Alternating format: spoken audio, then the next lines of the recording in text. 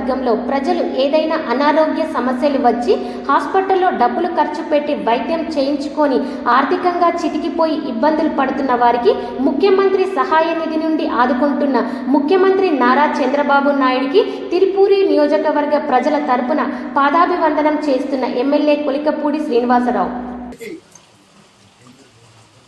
11,65,185 రూపాయలు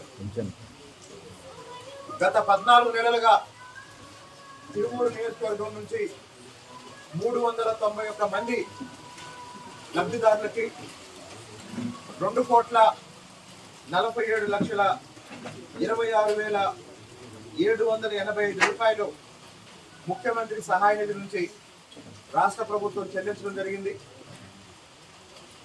2,47,00,000కు పైగా తిరువూరు నియోజకవర్గంలో పేద మధ్యతరగతి కుటుంబాలకి ఇంత పెద్ద మొత్తం ఆర్థికంగా సహాయం చేసి వాళ్ళ ఆరోగ్య పరిరక్షణ కోసం కృషి చేసిన గౌరవ ముఖ్యమంత్రి గారికి నియోజకవర్గ ప్రజలందరి తరఫున పాదాభివందనం తెలియజేస్తున్నాం. అలాగే కూటమి ప్రభుత్వం